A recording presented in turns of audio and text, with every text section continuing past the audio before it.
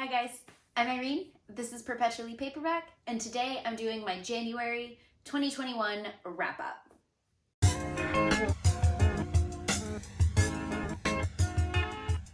Before we get into the video, be sure to like and subscribe, hit the little bell if you want to be notified when my videos come out.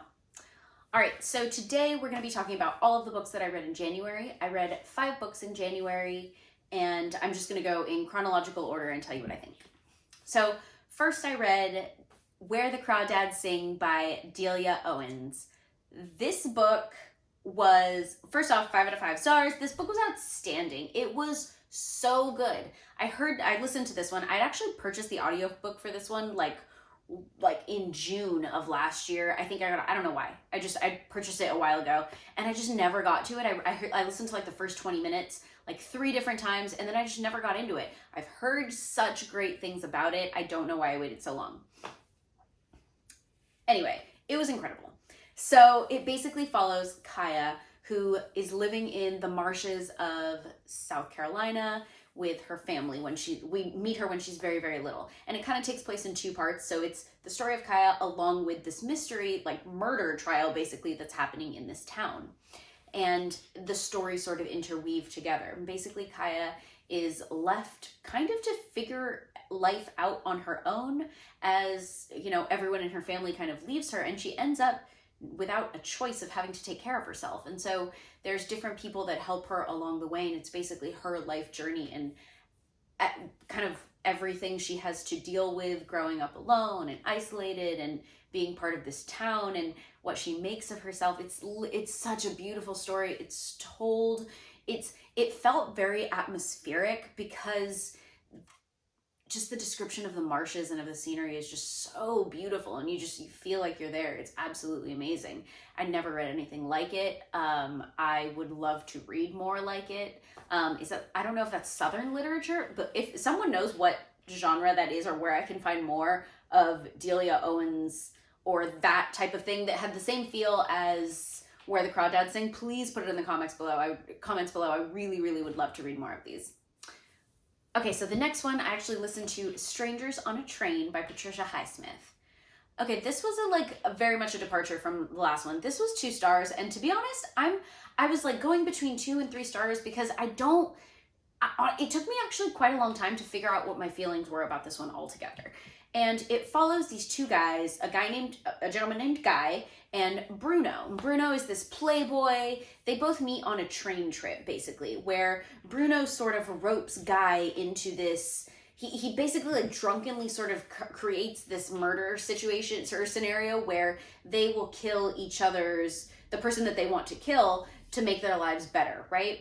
Guy isn't really into it and kind of gets weirded out, and basically, as you would imagine, the story continues in that Bruno basically makes this happen and blackmails Guy into it. And then there is, which by the way, I believe this was a Hitchcock movie, so like I don't think this is a very old book, I don't think this is spoilering anything, but pretty much it's like a psychological decline for Guy.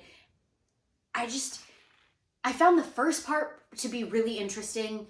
It kind of lost me. Like I almost DNF'd the book, but it's like a couple hours to listen to. So I don't DNF a whole lot of books realistically. So I was just like, all right, let me finish it, see if it gets better. And it kind of got a little bit better up until the very end, which I felt just the ending didn't make any of the book worth it. At points it was really difficult to discern or to differentiate different characters because their narratives became so similar. And I understand the plot device. It just didn't read enjoyably, I suppose, for me. So, yeah, that was a 2-star. Not very happy with that. After that, though, I wanted something to kind of get my head in the game a little bit. So I'm taking part in the Uncorked Librarian Challenge, and the challenge for January was Truth Bomb Nonfiction. So I chose to read The Beauty and Breaking by Michelle Harper. So I chose this for a couple reasons. A, it's something I've been really wanting to read as of last year and I just hadn't prioritized it. So I thought this would be the perfect opportunity. And I really wanted to read more books on my shelf. I actually purchased a lot of books last year, and I was gifted a lot of books. So I really want to take advantage of that this year. So I'm really trying to apply a lot of the books I own to these categories, or to different things I'm reading throughout the year, or different challenges I'm doing. So this is one. So I started reading it, and I'm not gonna lie, I actually haven't finished it. I'm like 80 pages to go. I was really enjoying the beginning, and this is a story of it's a memoir written by a doctor in, I guess she's worked in a lot of different places, but it's on the East Coast and mostly out of Mercy Hospital. It's where she did her residency in the Bronx. And it's basically just kind of her stories that kind of really stuck with her as she's going throughout her life. And I can only really say that because I haven't gotten to the end. I considered DNFing it, but I'm going to go ahead and finish it just because I have so few pages left that I'm just going to make it a point to finish it. But I'm not going to lie, it kind of is losing me at this point. Like, I'm finding just not wanting to pick it up. And I don't know if it's just that I'm so excited about other things that I have to read that maybe once those are read, I'll be a lot more into it, which happens to me sometimes. But there's one story that will probably stick with me forever because it is gruesome and horrifying in a way that I can't describe. But outside of that, I don't know. I'm just finding that I don't know really why I want to be invested in her journey. So I'd say for me, it's going to end up being a 3-star. I think she's going to bring me back in some of the later chapters. But I think overall, it'll probably end up just being a 3.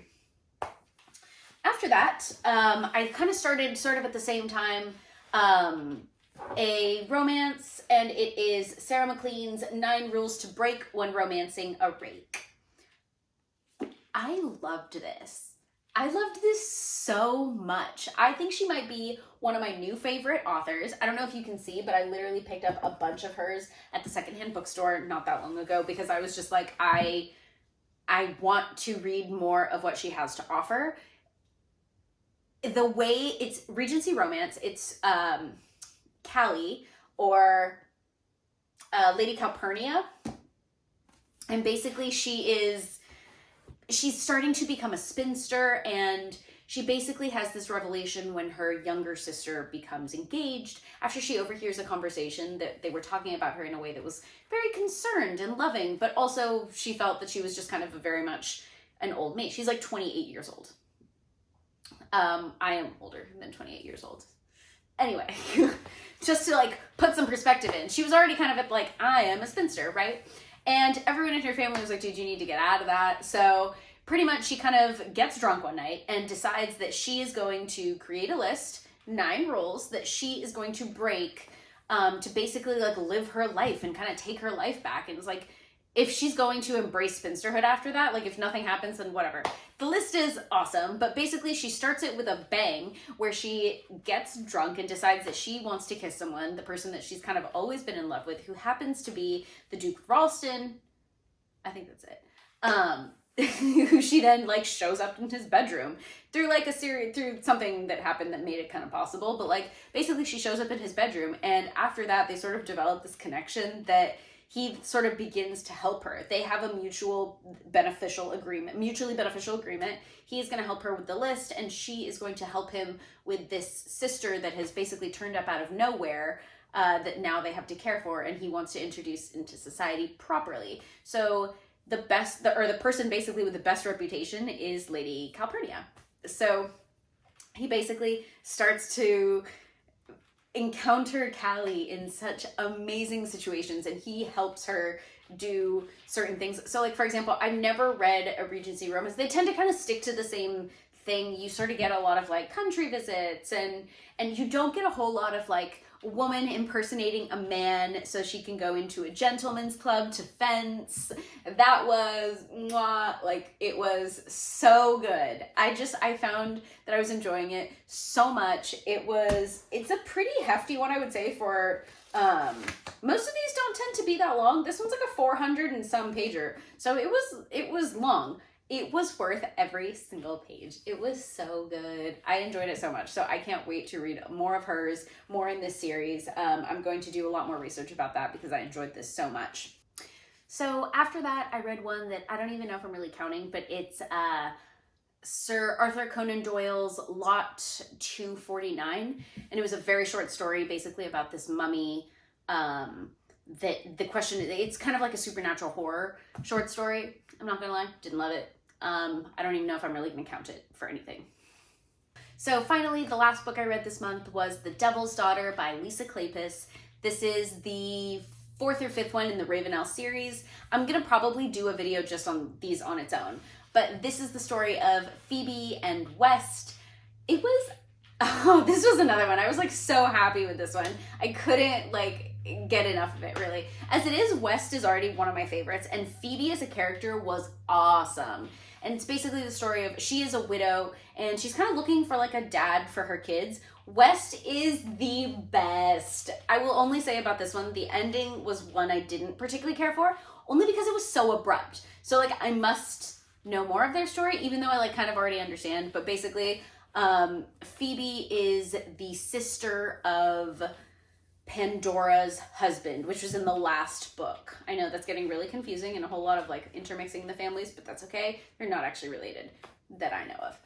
But no, this was probably 4 stars. I am so enjoying the Ravenel series. Every one of these people is just amazing. Phoebe was like such a take charge character for a widow during that time. She's basically taking over land, and West teaches her how to do it. And it sort of had this like, they all kind of have this like, not mystery element, but there's always kind of like a twist. This one had this sort of like, you knew that there was something to discover, and I thought it was really interesting. I liked this one a lot. Anyway, so those are all of the books that I read. Stay tuned. I'll be releasing my February TBR coming soon. All right, I'll see you guys next time. Definitely let me know some of those recommendations if you know of any for things similar to Where the Crawdads Sing. And let me know which series you would prefer to see, either the Ravenels or the Hathaways. All right, I'll see you guys next time. Bye.